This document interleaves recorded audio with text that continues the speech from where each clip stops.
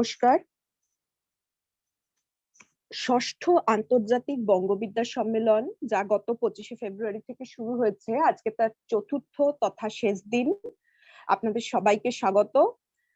আজকে চতুর্থ দিনের প্রথম সেশন সংস্কৃতি ও চলচ্চিত্র বিষয়ে, যা আমরা এখন শুরু করতে চলেছি।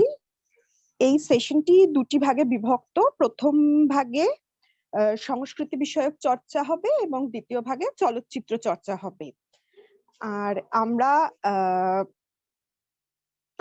আশা করি সমস্ত যারা পাঠ করবেন তাদের গবেষণাপত্র তারা সবাই আমাদের মধ্যে উপস্থিত হয়েছেন। So a very good morning to everyone, and it is my great pleasure to welcome you all to 6th International Conference on Bengal Studies, last and 4 days first parallel session, which is themed on Sangskriti or Cholokchitro.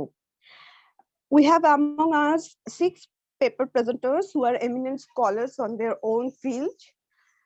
This session is divided into 2 parts. In the first part, there are 3 speakers among us: Sangskriti Chattopadhyay, Rotika Anand, and Kumar Dipankar Mondol, and they will be discussing on Sangskriti Charcha.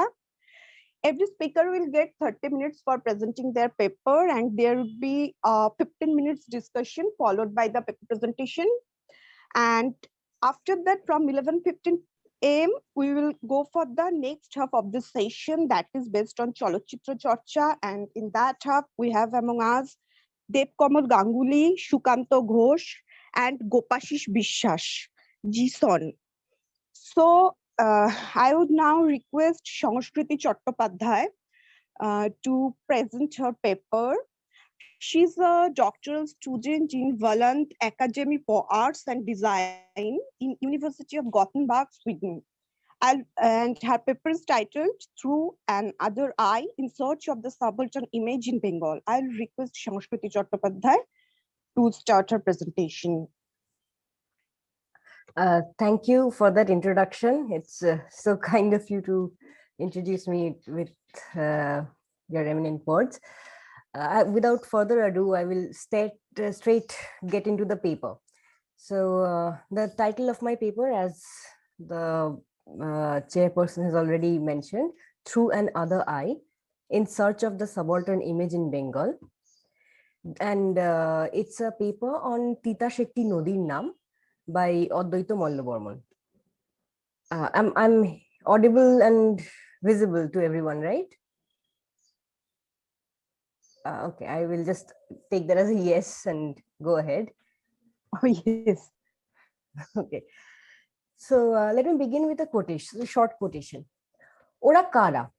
ওরা মালদের ছেলেরা আর মালদের মেয়েরা। ওরা তারা নয় যাদের দেয়াল ঘেরা বাড়ি, সামনে আছে পুষ্করিণী, পাশে আছে কুয়া, যাদের আঙিনার পার থেকেই শুরু হইয়াছে পথ, সে পথ গিয়াছে শহরের দিকে, পাশের গাঁগুলিতে এক একটা শাখা পথ ঢুকাইয়া দিয়া, সে পথে ঘোড়ার গাড়ি চলে। আর মালদের ঘরের আঙিনা থেকে শুরু হইয়াছে যত পথ, সে সবই গিয়া মিশিয়াছে তিতাসের জলে। সেসব পথ ছোট ছোট। পথের এধার থেকে বুকের শিশু কাঁদিয়া উঠিলে ওধার থেকে মা টের পায়। এধারে তরুণীর বুকের ধুকধুকানি, ওধারে নৌকার মাচানে বসিয়া মালদের তরুণরা শুনিতে পায়।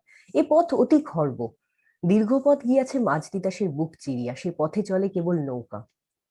I understand this excerpt is a little longer, but why I chose to mention this excerpt and begin with it, because it's an extremely apt one to begin with. This very short piece gives us a glimpse of the quotidian in language as fluid as the river itself. It introduces the space and the sensory in a sensory interconnected existence. This small excerpt helps us discern a non-individualistic community perspective of the world, where the mapping of the physical space, as in the description of the house, the ponds, the park, street, river, etc., are qualified by lived experiences, as in the people and their interrelationship, and to some extent even social hierarchy.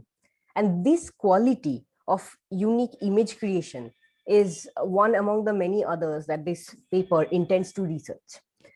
Before delving into the tale of the novel, it's pertinent that one recants the author. Advaita Mallabarman born in a small village near Brahmanberia in a Malo family, has faced death and dire poverty since a very young age.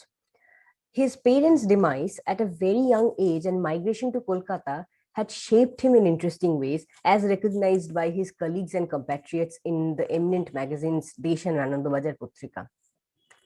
Seeing the World War II and the devastation that followed, along with the Malo displacement due to partition and other political economical reasons, painted his world permanently. He had taken two jobs to support a number of Malo families during this time of partition.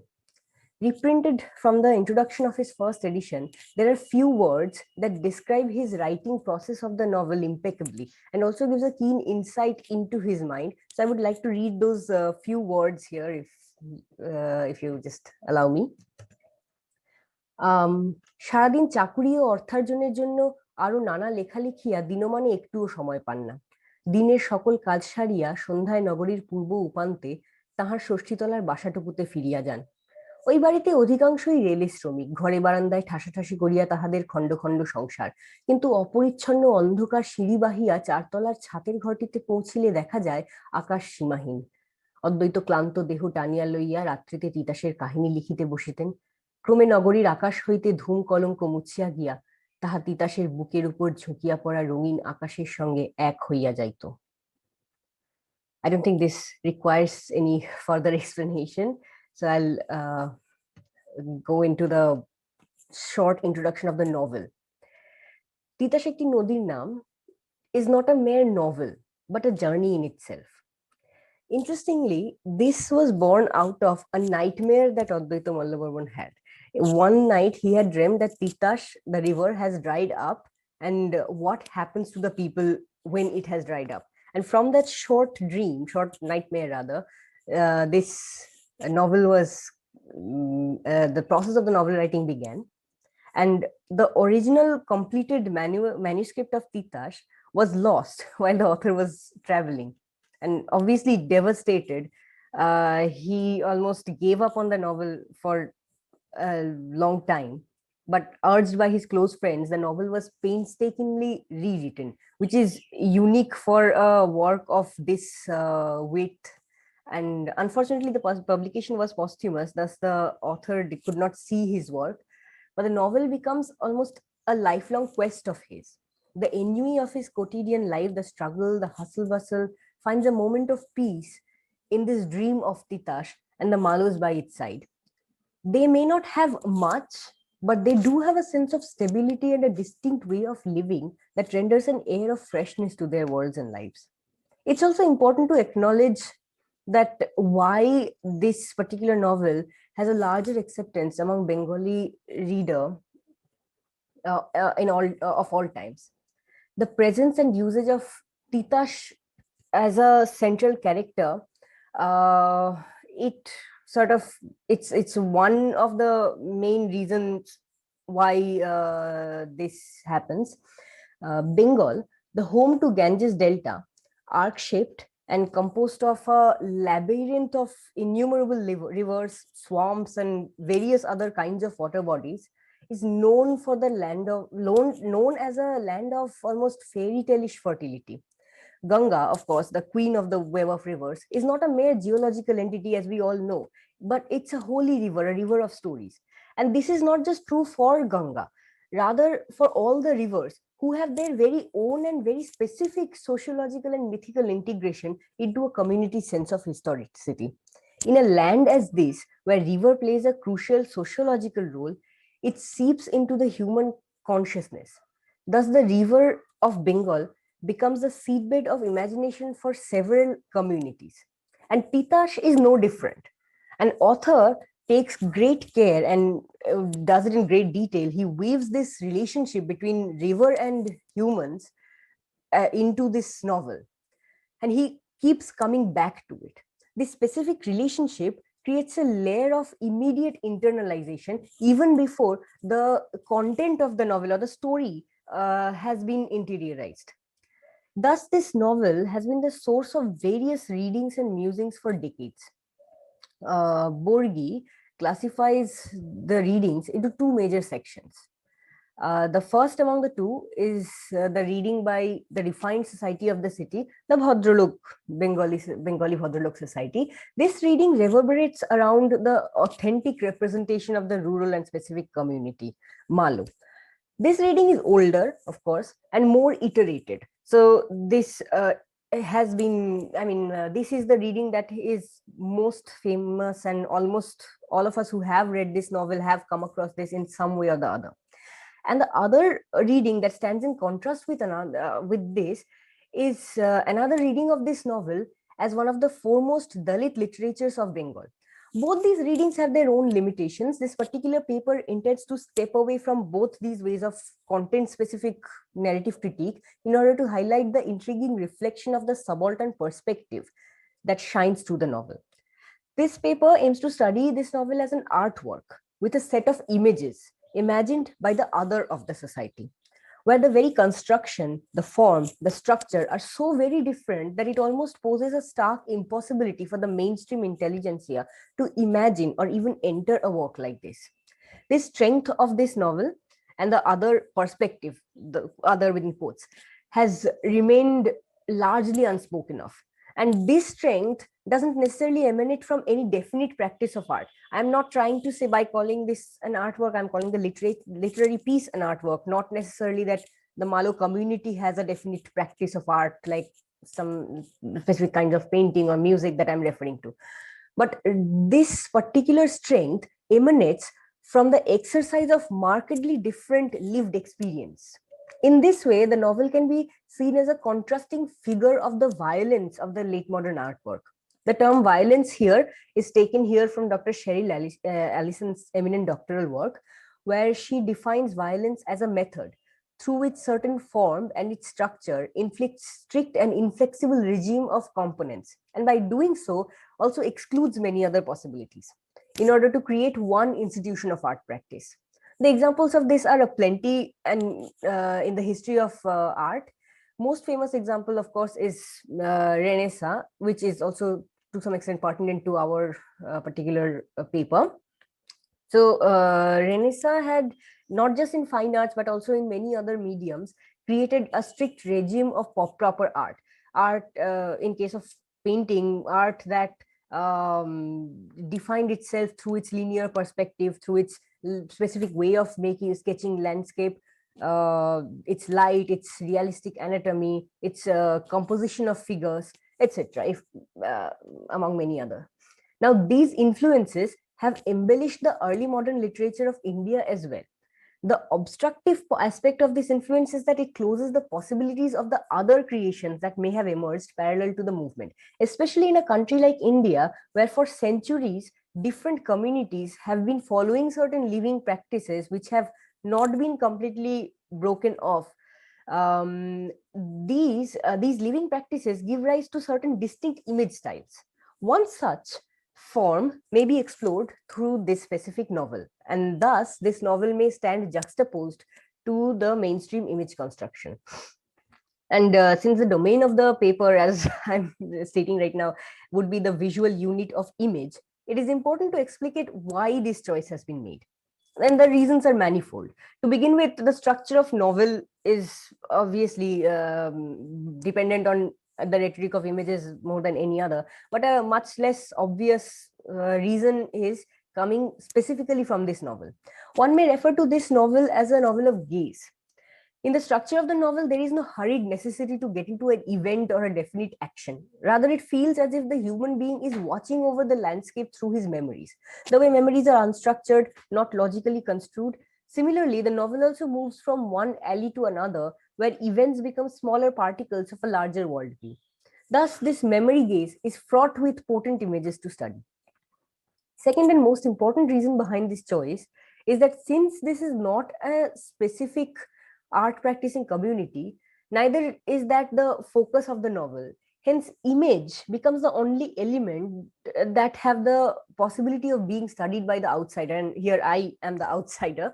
The one constant in every community is to see and live and have their own sense of itihasa. And itihasa here is distinct from the mainstream sense of history. It is argued by Shivesh Bhattacharya that both itihasa and history need something beyond the changes described in the narrative. They need an invariant. In history, that invariant is located in the ephemeral human past.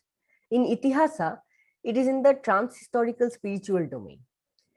History, however, cannot acquire any meaning and significance unless it possesses some invariant entity. And here, another eminent scholar, Navjyoti Singh, has also advanced this thesis by stating that there cannot be any history of justice. Justice as events and events of justice do not lend themselves to linearity. History is actually a history of injustice, while itihasa is aimed to become a narrative of justice. Thus, history and itihasa cannot be put in the same category. Sorry, I digressed a little bit because I thought that term required a little bit of clarification. In a community of non-definite art practitioners, their practice of image remains constant and evident, and even a mean to relieve their itihasa.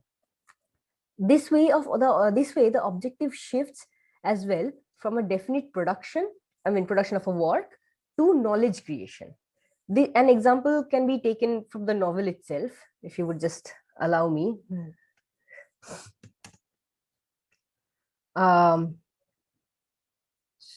So I'm just not finding the exact space. Okay, since I'm not finding that exact excerpt, kindly excuse me. I'm so sorry. I'll just go on ahead with it because the time is really short. So I'll give you the reference later. You have 15 minutes. You take your time. Okay, I'm sorry. Take your time. 15 minutes you have. Okay, so this is about how the name of Titash came into being. The author is writing the name of Titash. নামটি তাদের কাছে বড় মিঠা, তাকে তারা প্রাণ দিয়া ভালোবাসে, তাই এই নামের মালা তাদের গলায় ঝুলানো। শুরু থেকে এই নাম রাখিয়াছিল তা তারা জানে না, তার নাম কেউ কোনোদিন রাখিয়াছে এও তারা ভাবে না, ভাবিতে বা জানিতে চায়ও না। এ কোনোদিন ছিল না এও তারা কল্পনা করিতে পারে না। কবে কোন দূরতম অতীতে এর পারে তাদের বাপ পিতামহেরা ঘর বাঁধিয়াছিল এ কথা ভাবা যায় না। এ যেন চির সত্য, চির অস্তিত্ব নিয়ে এখানে বহিয়া চলিয়াছে। এই সঙ্গী তাদের চিরকালের, এ না হইলে তাদের চলে না। এ যদি না হইতো তাহলে তাদের এরা থাকিলে তাদের চলিতে পারে না। জীবনের প্রতি কাজে আসিয়া এই উঁকি মারে, নিত্যদিনের ঝামেলার সহিত এর চিরমিশ্রণ। I would just point out a few elements from here. That here, one, we are not talking about, when the author talks about a past, he's not talking about a specific past of event that has left us. So when we talk about, let's say, the Maurya Empire, we talk about an empire that is of the past that has no bearing on our lives today. But here, this past is a lived past that continues. Today, the reality of today, the reality of present, and the reality of the past has no distinction. There is no definite distinction. So there is a sense of once upon a time of the fairy tale or folk tale in this way of thinking. That's the example I just wanted to bring out. But moving on, final reason behind why I chose image as a domain is that the idea of image itself, while image has a dominant graphical quality and even textual image, it must be admitted that image is a plane of associations where ideas or realities, two or more, may be related cerebrally. Thus, as a plane of associations, image is always in a flux, in intermediation. The image as a monolithical entity that can be isolated doesn't exist. So we cannot say, oh, X is an image, because there is always something before and after, and this continuation, this flux, this differing concepts that mark itself within it make this image a piece that is constantly moving and not a static singular thing. In Pierre Revere's own words, an image is not strong because it's brutal or fantastic, but because the association of ideas are distant and fitting. So this way, the image becomes a relationship, a connection. And this is the quality that lends the possibility to become a medium onto which the perception of the marginal may be sketched. The identification of aesthetic patterns may lead to a renewed sense of social structure beyond hegemonic dictation. With the help of studying the resources and collecting images, a parallel presentation possibility would be explored. So without further ado, one may begin the discussion of the specific forms of images as they have been used in the novel. Here, I will just list out a few specific kinds of images, like forms of images that have been used, and give a little bit of introduction and example of them. So the first I want to talk about is the anti-perspectival form of description, which is the dominant distinction away from the Renaissance influence, of course. So if I'm thinking in terms of literary images, a perspectival image is one that makes the worldview of the image three-dimensional, where one event and another, one clear image and another, have a distance between them and they can be recognized as separate. But here, often we see that there is a layering of one clear image with another, sometimes almost merged with one another. I will give an example of Maghmondoler Broto, which you will find in the novel from page 31 to 33. Since it's a little longer quotation, I will not read it out, but I would just tell you how it goes. It begins with a poetic description of the ritual and moves to a much less detailed image fragments of different men and women doing certain things, expressing themselves, and then it moves on to the river and almost a perspective of the river. And as this layering goes, it doesn't stop there. A complete, I mean, a sense of action, a definite action comes into this, where the relationship between Kishore, Bashanti, and Shubal, three key characters of this novel, also take place.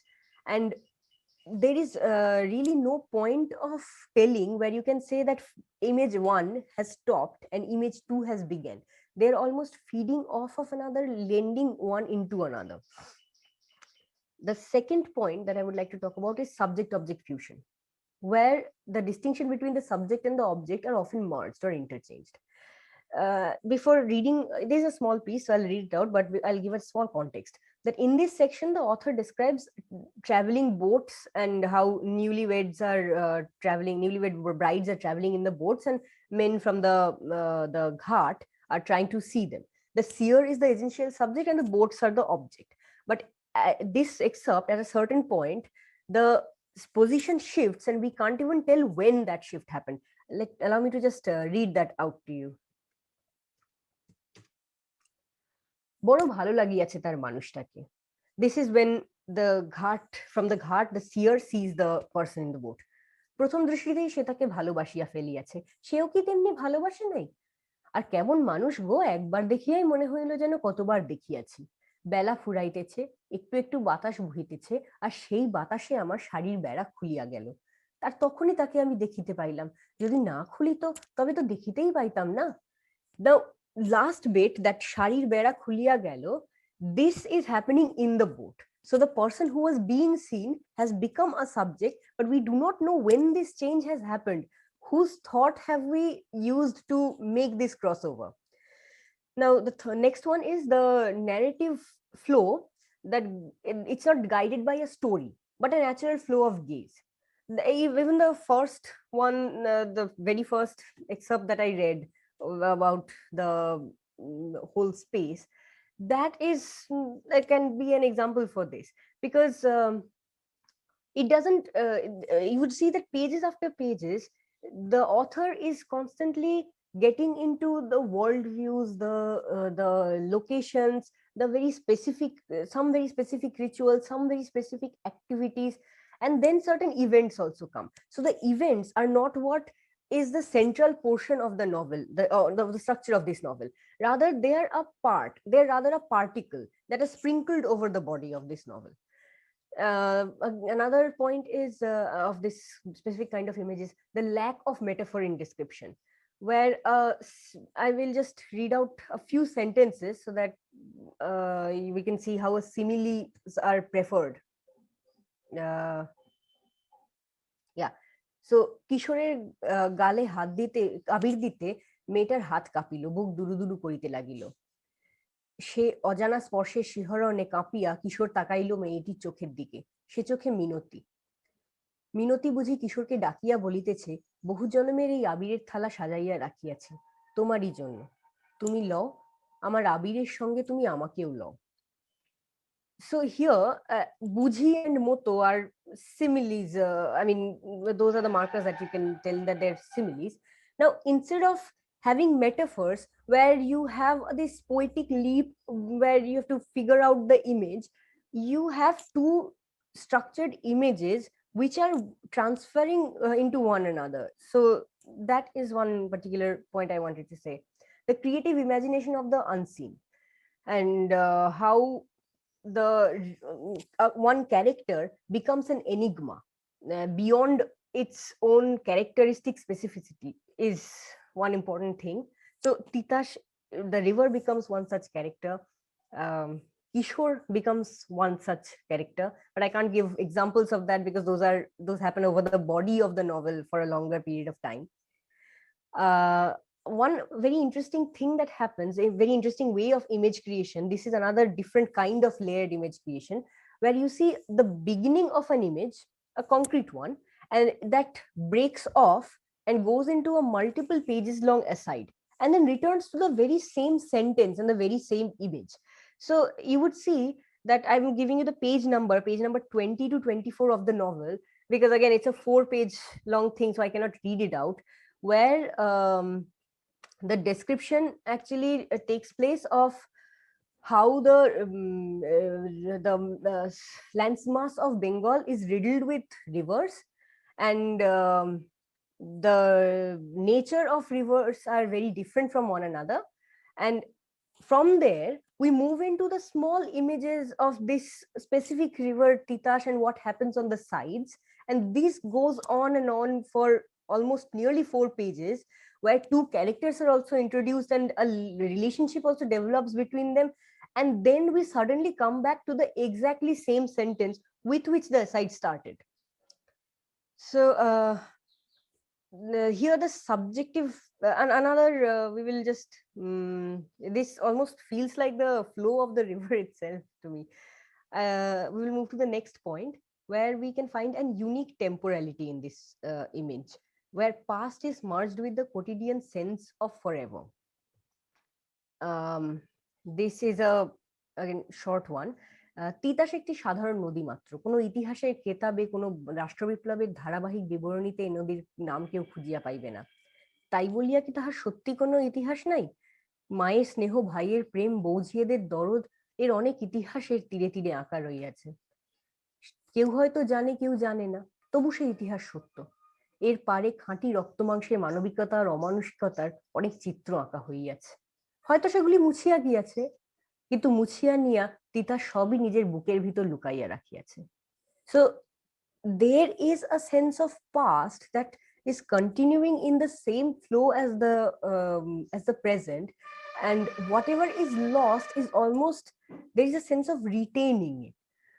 So the value of, I mean, these are the few examples that I will be giving here. The value of recognizing this other perspective is not emerging merely from an aesthetic perspective, but also in terms of creating a new history.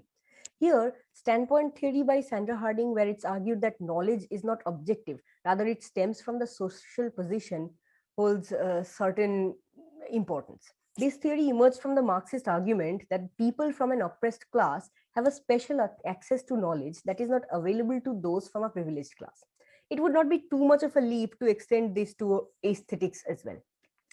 This paper has intended to work towards a bridge between subaltern experiences and artistic expressions through sharp perceptible image units and their construction. Hegemony, hierarchy, and oppression have been the 3 core ideas that always have colored the point of view from which the subaltern is seen. So one has tried here to present an alternative view where the lived of the marginal, the power of the aesthetic imagination emerging from this lived experience is highlighted, so that the position of the lacuna is that it's perpetually attached with the other may be challenged in some ways. So thank you.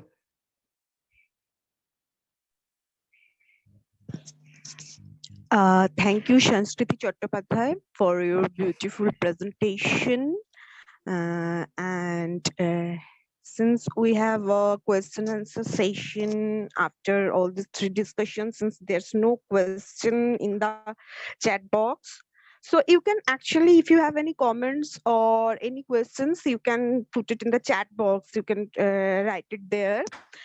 So we'll move to our next speaker, Ratika Anand. I will invite Ratika Anand, who is Vidisha, associate. can I Yes, interview? Can I yes, sir. interview? Yes, sir. Since the second day we are trying to, because we found that after 6 papers, it becomes very difficult to have questions. Sorry. So please ask participants if there is anyone who wants to put their questions directly. Please give them the scope. Okay. Maybe for 5 minutes you can, maybe you can allot another 5 minutes for this. Okay. So after each presentation, right, sir? Yeah, please do that.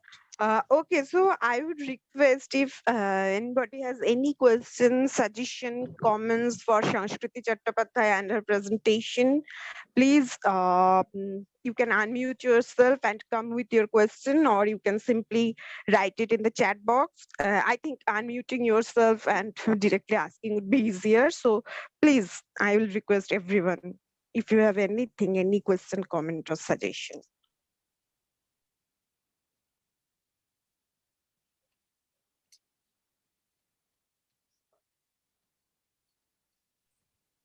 Well, I have a question for Sanskriti.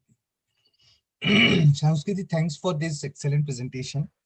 I have noticed that while you were talking about multiplicity of aesthetics, I mean, not theoretically, you said it, you called it a Marxist understanding, whereas in the current intellectual fashion, it is usually called that this understanding is a post-structuralist understanding.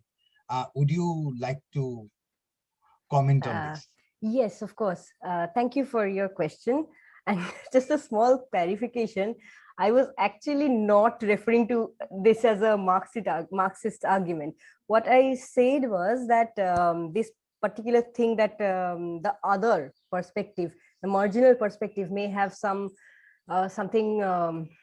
different than our traditional history doesn't account for. This I am taking from Sandra Harding's standpoint theory. And what I said was that her theory acknowledges Marxist theory as its base. So it's a matter of history from which that particular theory emerged. I am not saying that this argument comes from Marxist theory, in fact.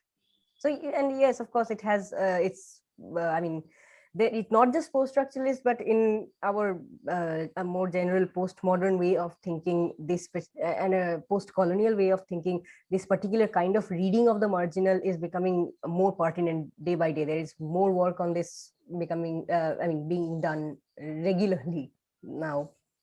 Okay, thank you. Thank you.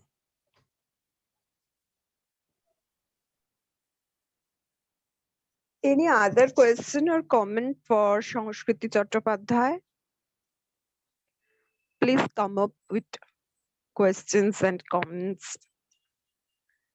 Even Shanskriti, if you want to say anything, if you want to add anything else, we have I time. think I've added enough. I believe a little bit of time to process is important. Okay. So probably we don't have any question or any comment as of now for Shanskriti, except Professor Amitabh Chakraborty's earlier one. So now I think we'll move for the next presentation, which would be presented by Ratika Anand, who is associated with Modern Indian Language and Literary Studies Department, University of Delhi.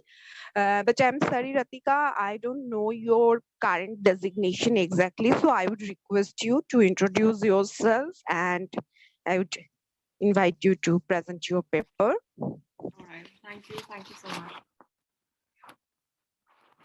So currently I'm a PhD student, and my topic is related to gender studies, specifically that of queer diaspora. Um, so without wasting any more time, I'd like to start with the presentation. Just share the screen.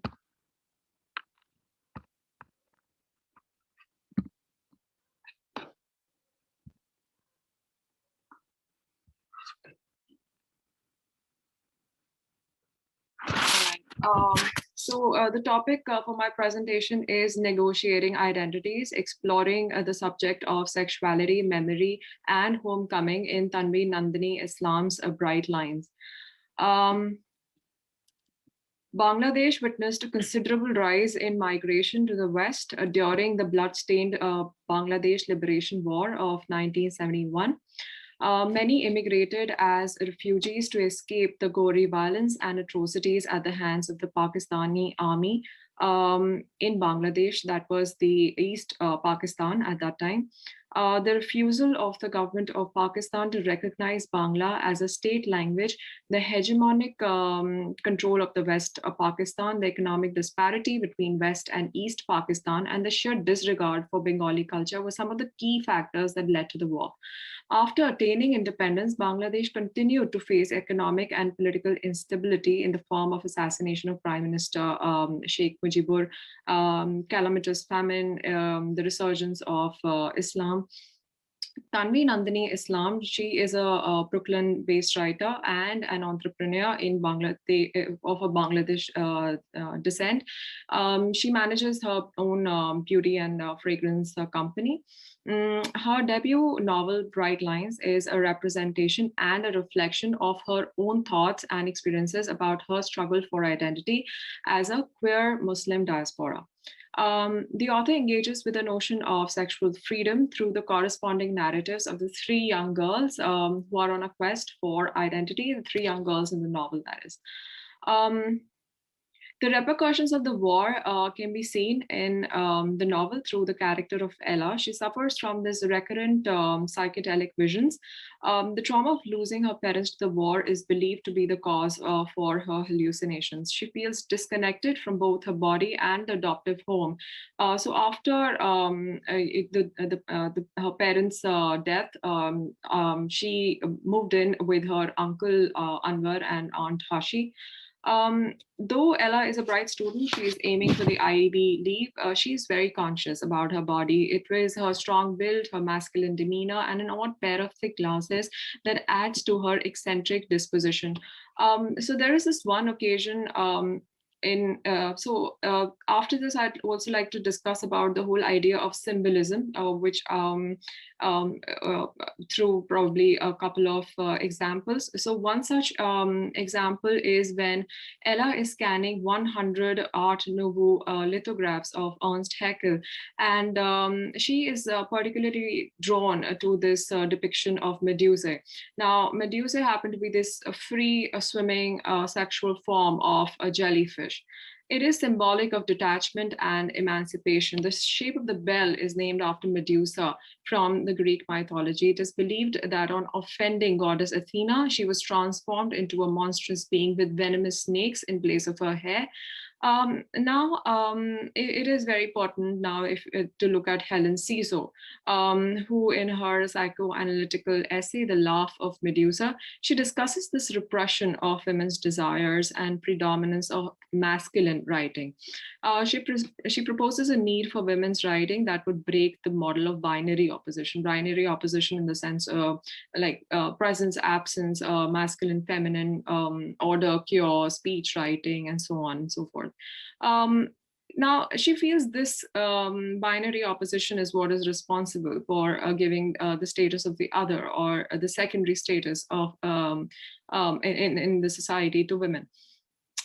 Further, she links the femininity and oppression with the unconscious. There is this tragic portrayal of Medusa. She associates it with under the purview of male gaze, because there are a lot of imperialistic metaphors that are associated with the portrayal of Medusa. Then she asserts, and I quote, "A woman must write herself, must write about women and bring women to writing from which they have been driven away as violently as from their own bodies," unquote. The powerful evocation is significant as it could be seen as depicting the personality of not just Ella, but the other two female characters, that is Charu and Maya.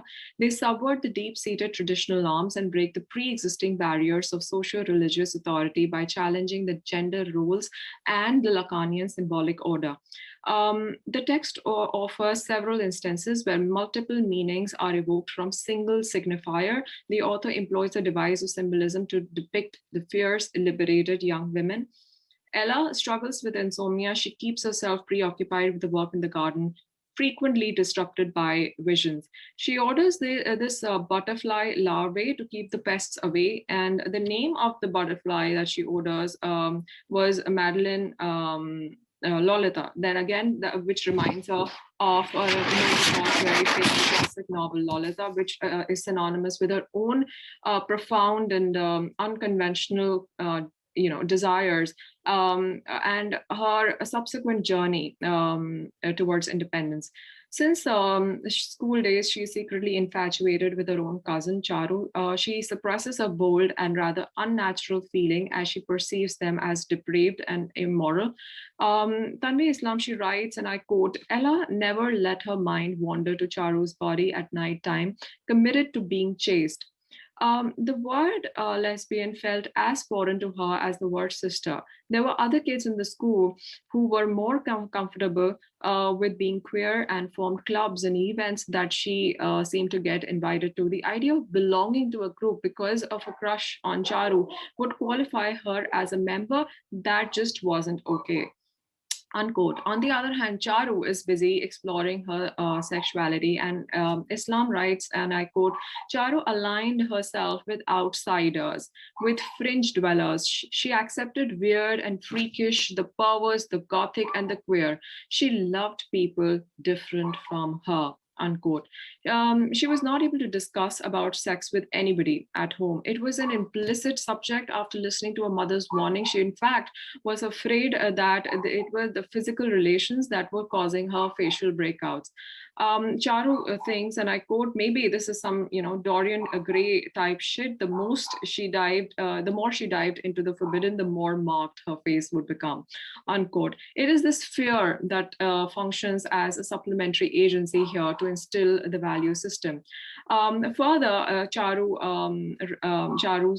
feels, and I quote, that Muslim teenagers got a score of 0 on 1 to 10 scale of being able to talk about sex with their folks. But Charu felt it had to do with language. She never could express her love or her sorrow in Bangla, the language of her parents. She had English for that.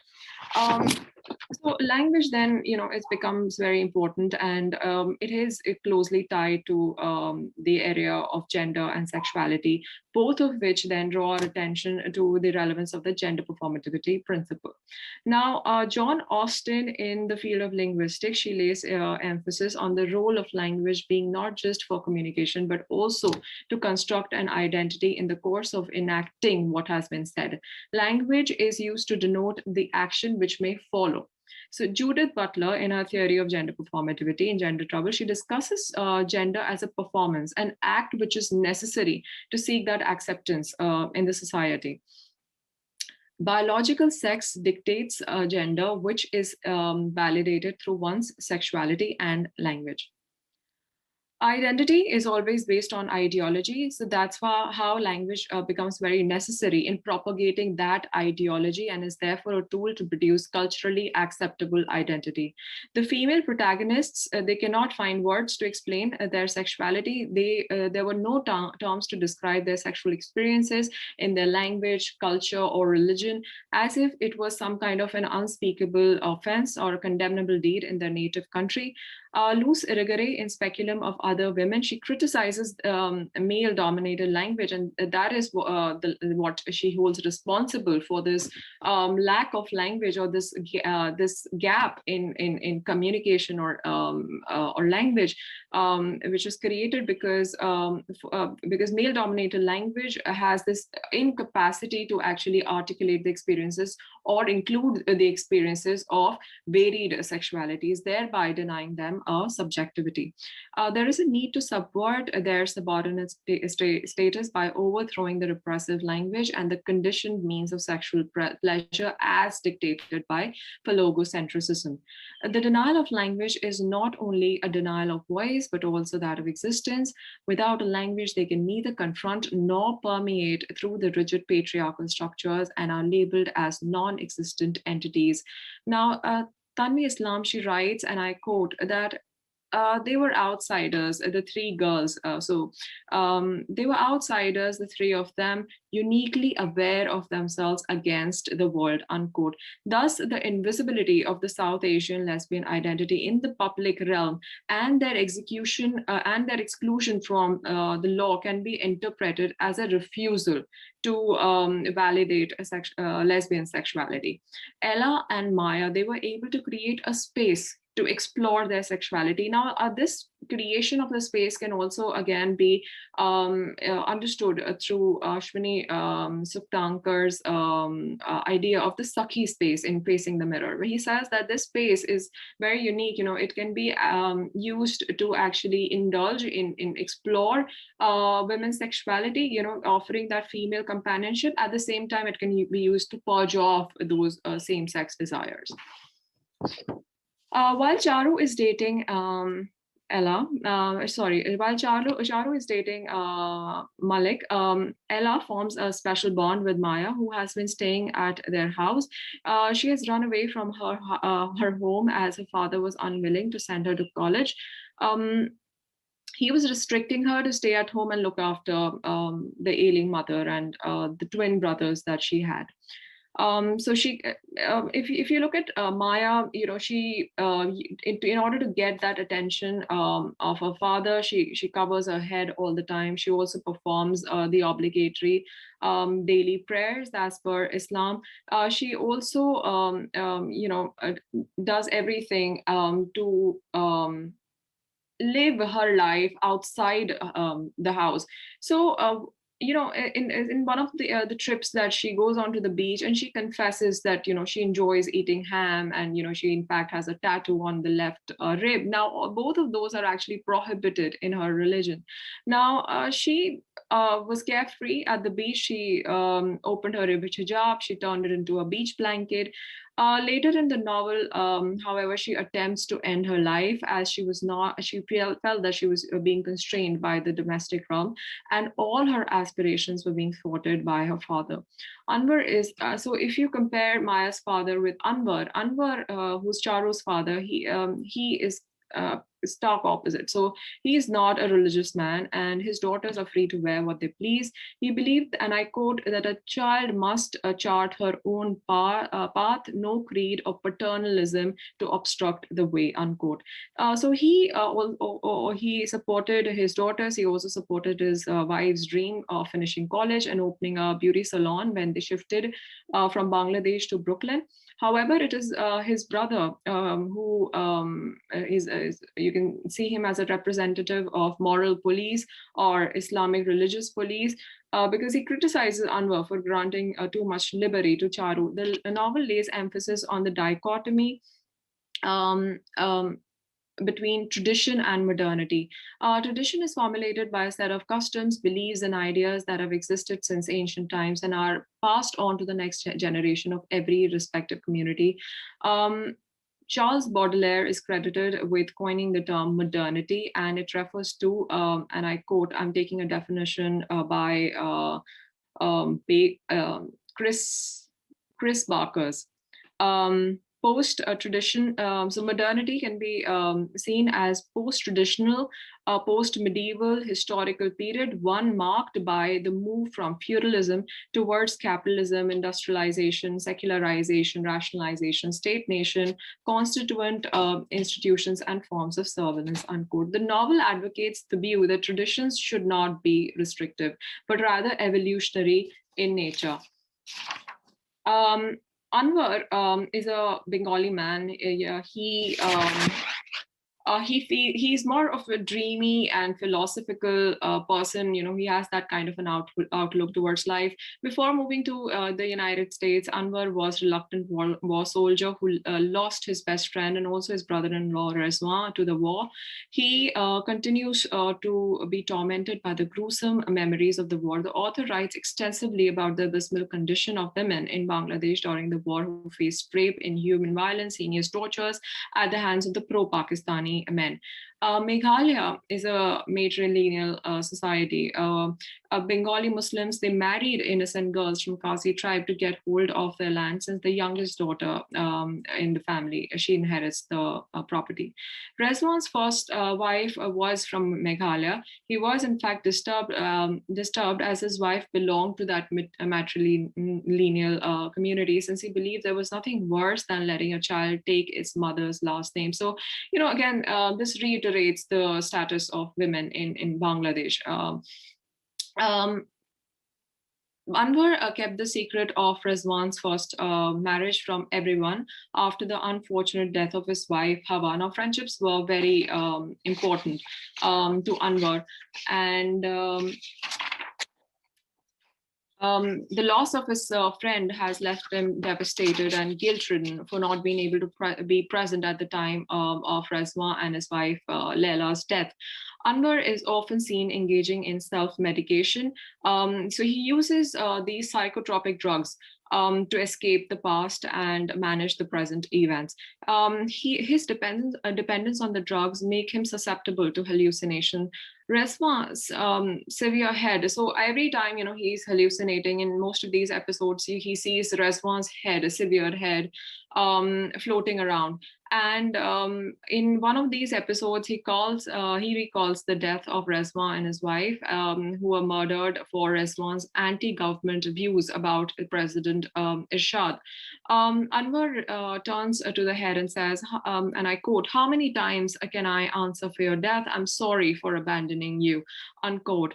Under the Marxist tradition, this instance demonstrates this prevalence of the repressive state apparatus within the Althusserian framework, that is, to enforce the ideology of the government. The gunman represents state agents who use physical violence to prevent individuals like Rezwan to actually influence other citizens against, raising their voice against government injustice. Anwar is mostly immersed in the memories of Rezwan. He glorifies him as a freedom fighter in Mukti Bahini. His fondness for Ella is partially also due to her resemblance to her father. Recreational marijuana and his short affair with his tenant Ramona provides Anwar a space to slip away from the screaming pains of the past and the numbing reality.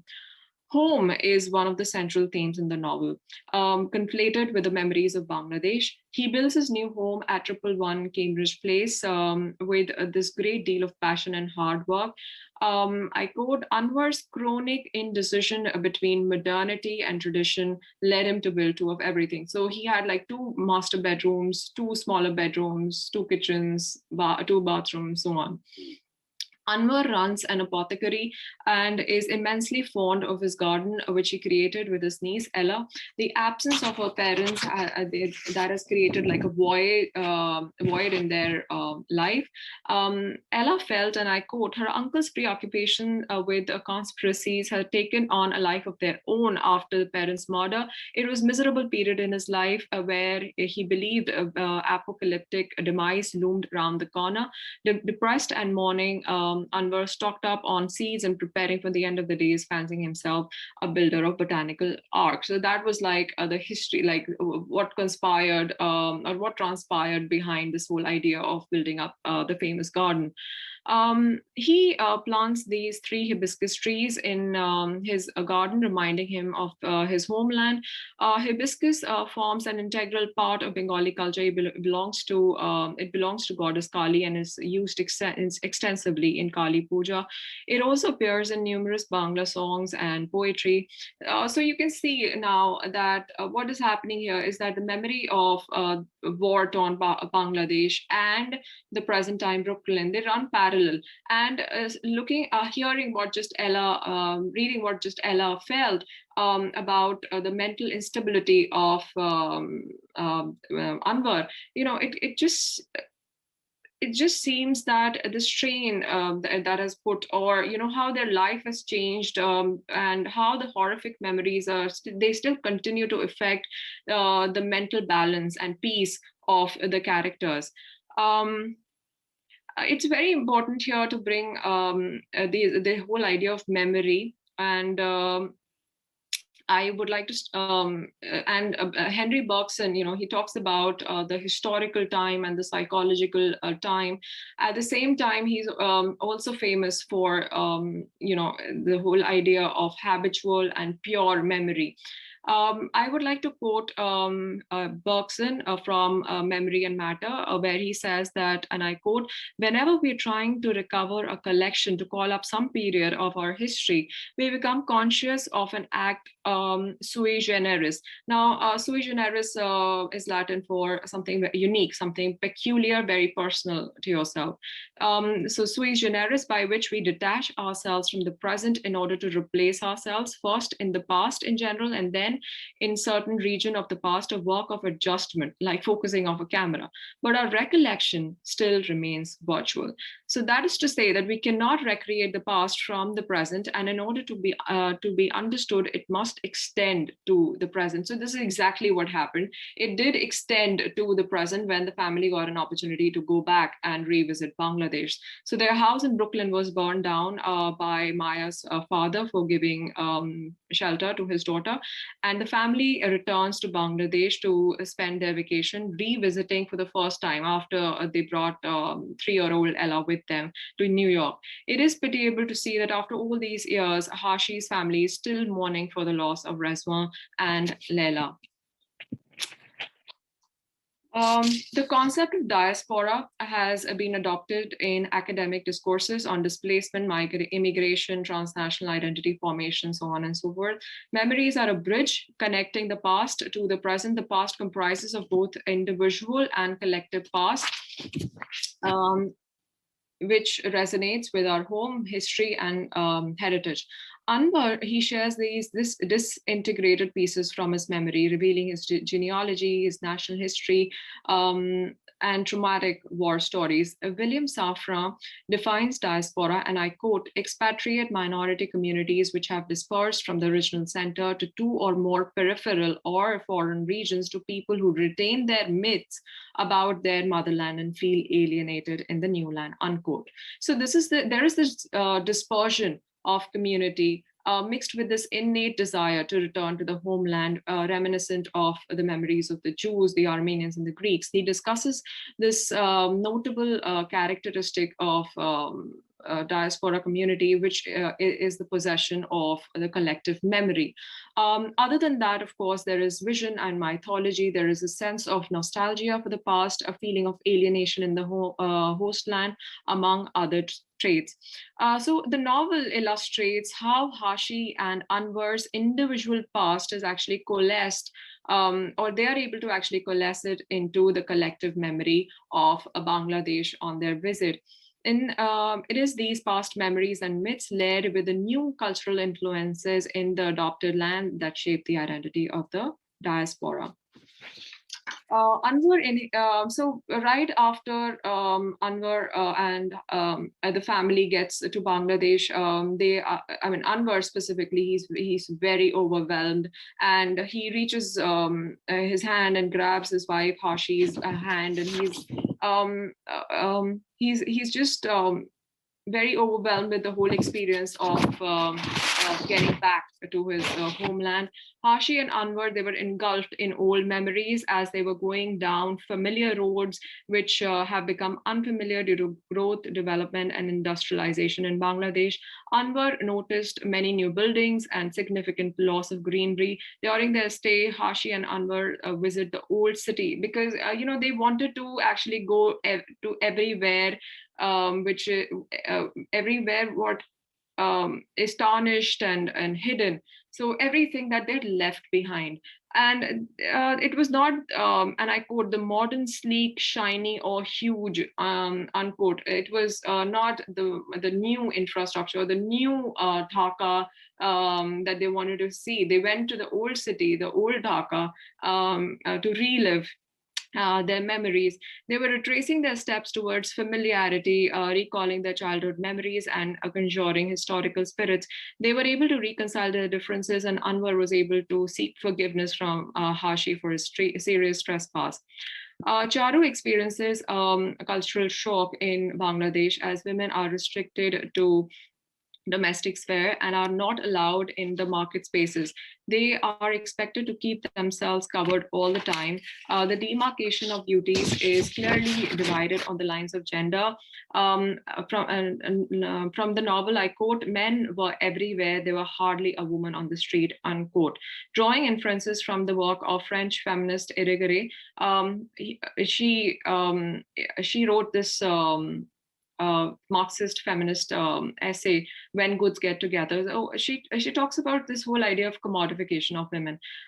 In the economy, which is dominated by men, it can be concluded that in Islam's representation of Bangladesh too, the capitalist setup is controlled and driven exclusively by men, where trade of products, services, and even women happen among men. Charu's closeness to her uncle Staten can be read as a grave transgression, subverting the binary system, and is also representative of her own rebellious nature.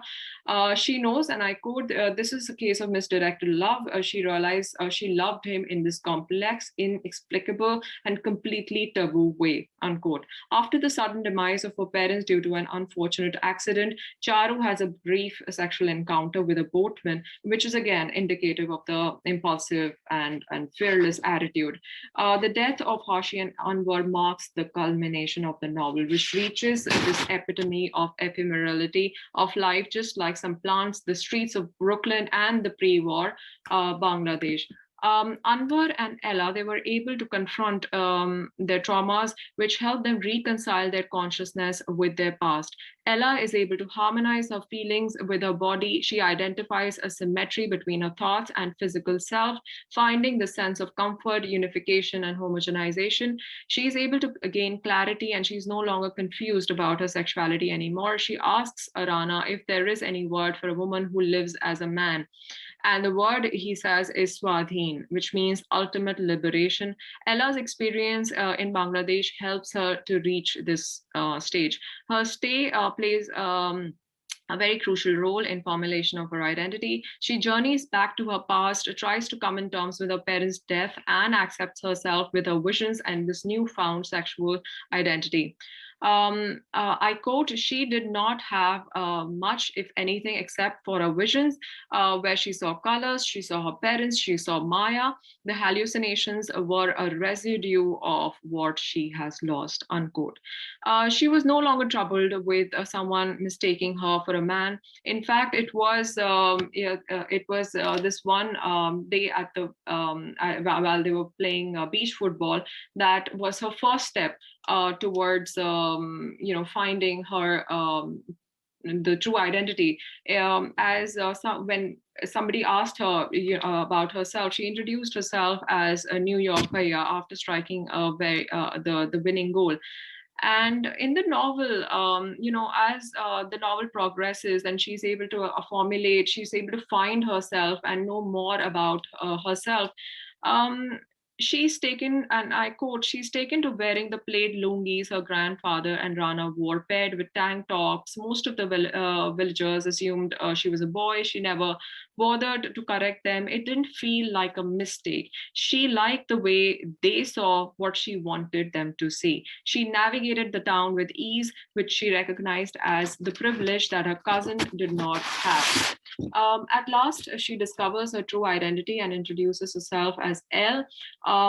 So this is a very important discovery because here she finds a sense of belongingness. She finds a sense of belongingness with her past, with her family in Bangladesh, with herself.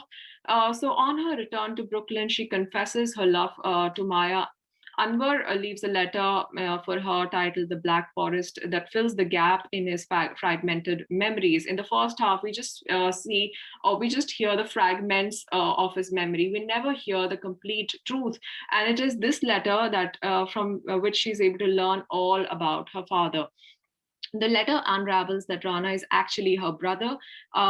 I quote Tanvi Islam. She says, both Elle and Rana had grown up in exile, entombed by desertions few could comprehend, unquote. She writes a note, Ella, she writes a note for Rana, but she could just not send it yet. It reads, we have two mothers, one father, you and I, Rana and Elle, brothers, unquote. Thank you.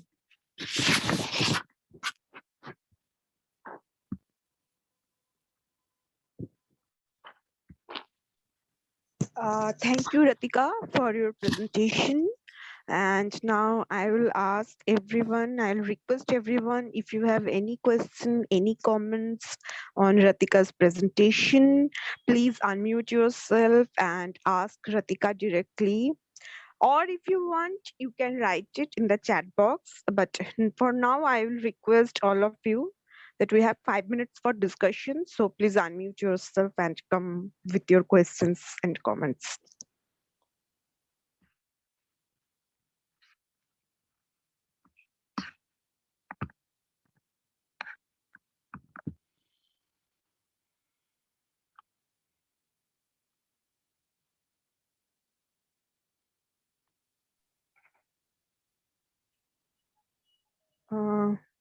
Still, there's no question or comments for Ratika's paper. Maybe people are taking some time to think about it. So, sir, you want to give some comments or question?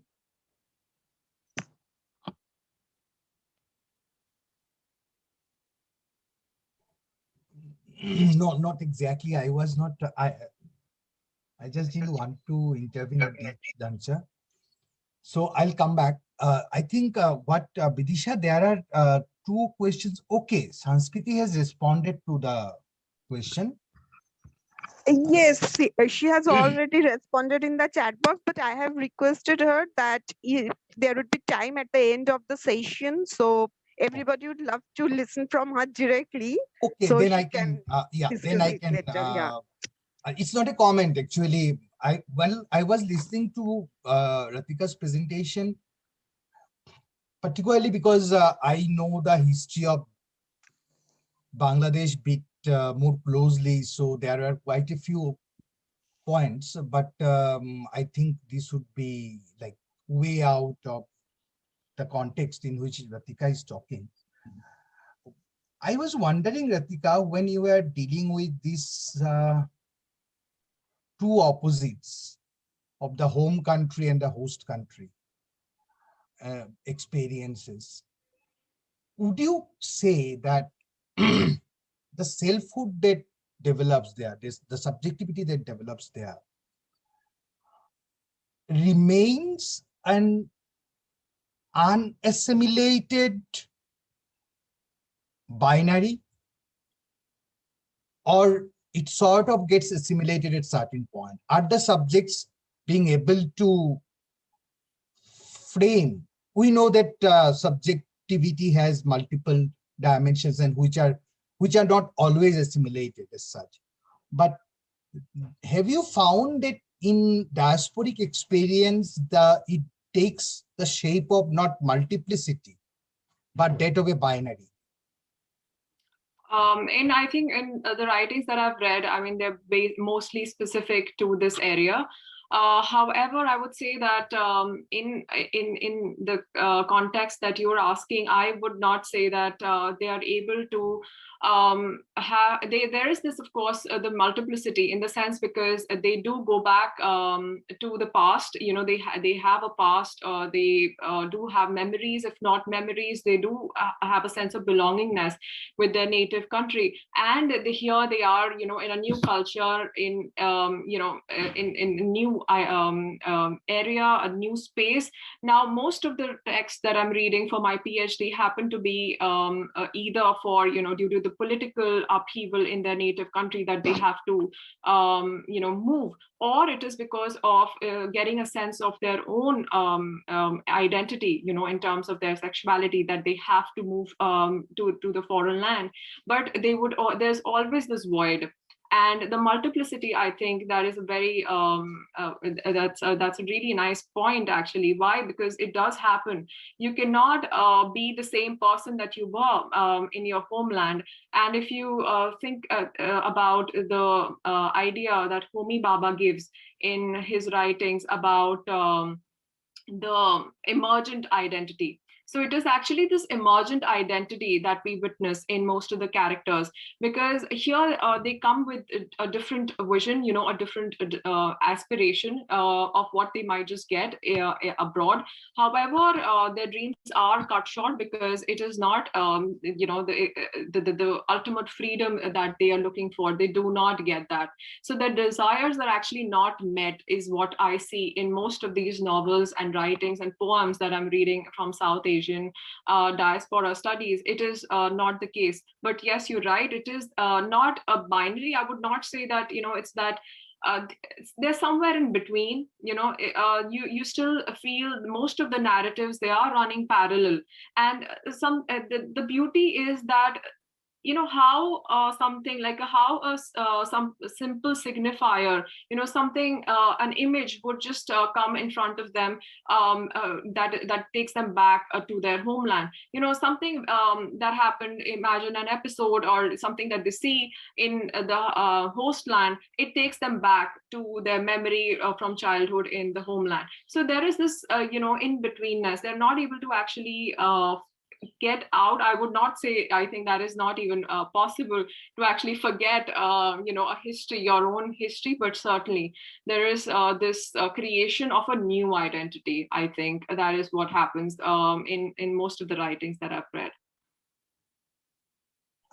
Yeah, Ratika, I'll just add to this because I don't, I'm not someone who is into diaspora studies, but while dealing with a few lectures on diaspora writings, what I find is that when it comes to multiplicity is something which is a part of every existence. Some explore it, some don't. Some problematize it, some don't. But when it comes to diasporic experience, what I have found is that the diasporic subject is bound to experience not just multiplicity, but that in-betweenness, which I would still like to push as a binary, where I think assimilation becomes the most problematic thing. But yeah, you're right. Yes, I think that might push us into thinking of a new type of subjectivity, because Bhabha and others who have worked on diaspora or diasporic subjecthood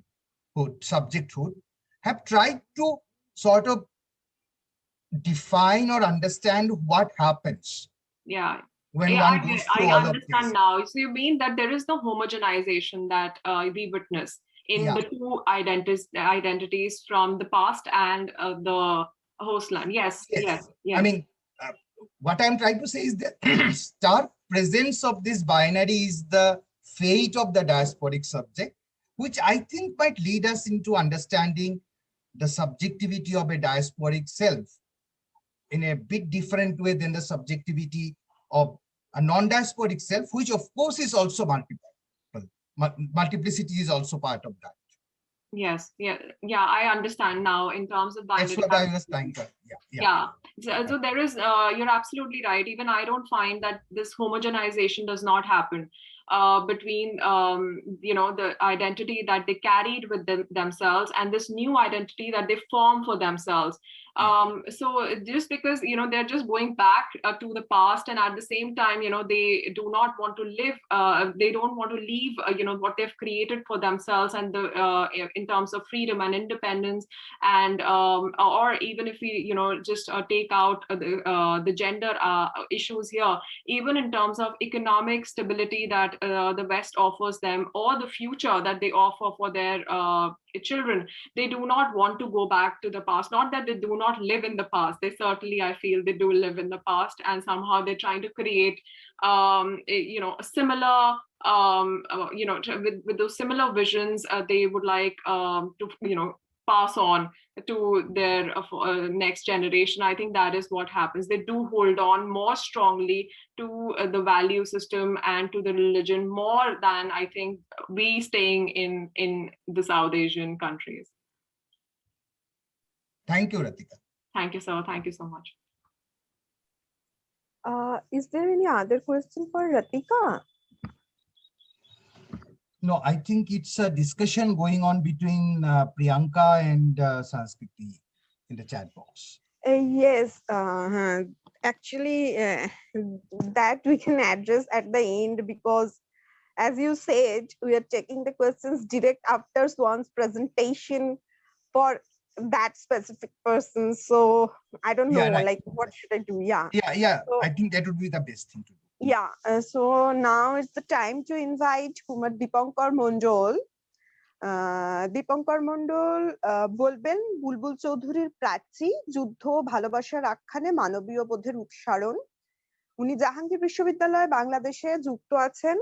আমি ওনাকে অনুরোধ করব ওনার গবেষণাপত্র পাঠ করার জন্য।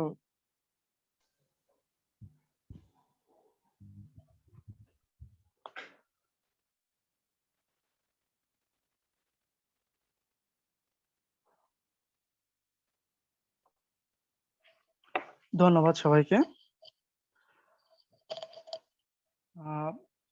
Bidisha madam যে পরিচয়টি দিয়েছেন, আসলে জাহাঙ্গীরনগর বিশ্ববিদ্যালয় হবে।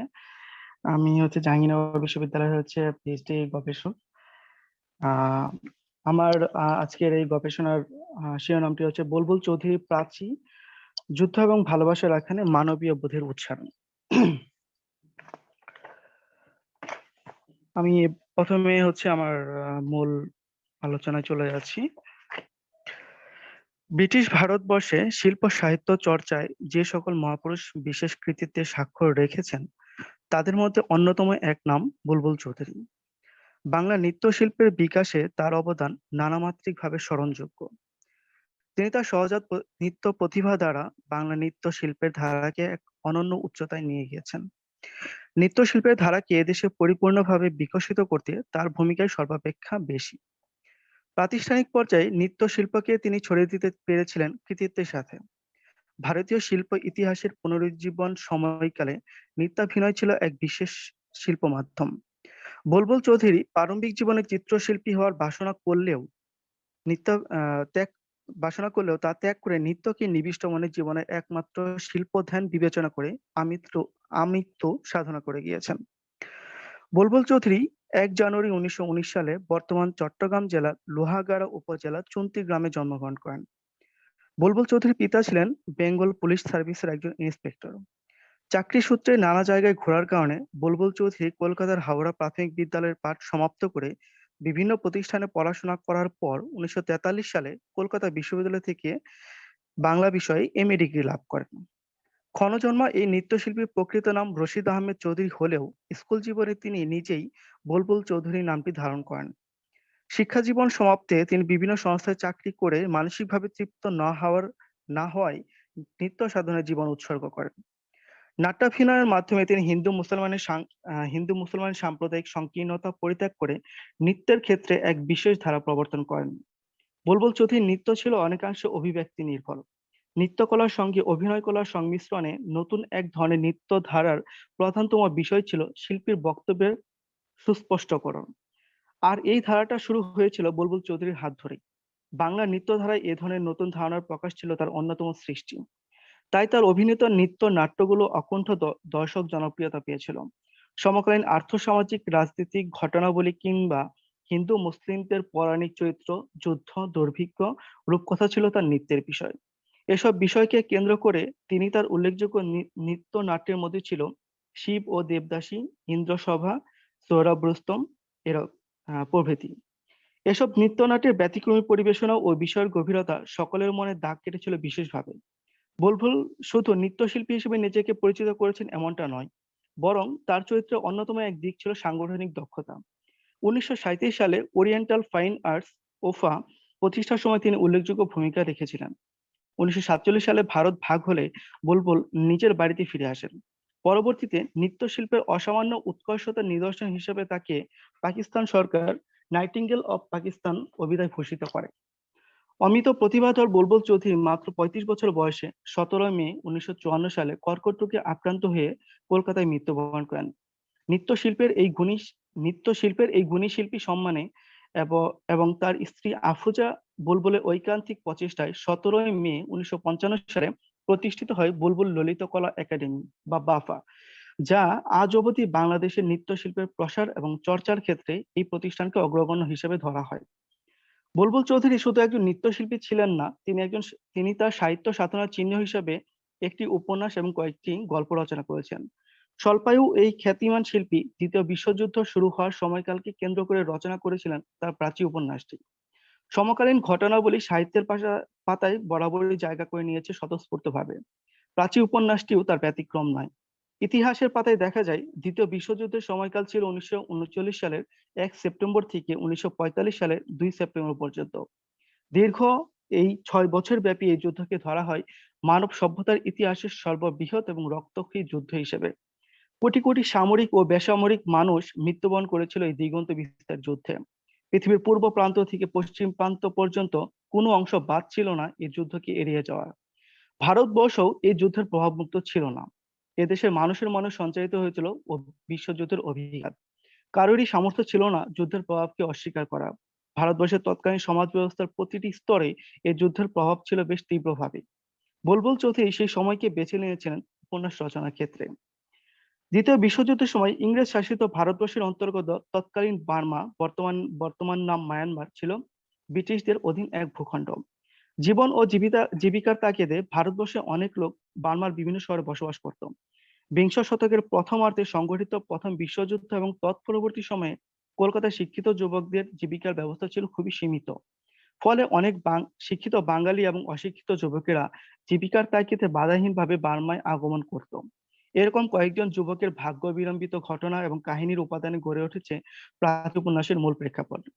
দ্বিতীয় বিশ্বযুদ্ধের সময়কালে এদেশে ভারতীয় নাগরিকদের যে বিপদসংকুল পরিস্থিতি পাড়ি দিতে হয়েছিল তারই আখ্যান এই উপন্যাস। উপন্যাসটির রচনাকাল 1942 সাল হলেও গ্রন্থাগারে এটি প্রকাশিত হয় 1947-48 সালের দিকে। প্রাচী উপন্যাসটি গতি লাভ করেছে কলকাতার বাঙালি যুবক প্রভাত, সুরেশ, চট্টগ্রামের ছেলে সিরাজ ও তার ভাই ফেরদৌস, শিল্প পিপাসু বাঙালি ছেলে মলয়, বর্মী মেয়ে মাথিন এবং কয়েকটি অপ্রধান চরিত্রের সমন্বয়।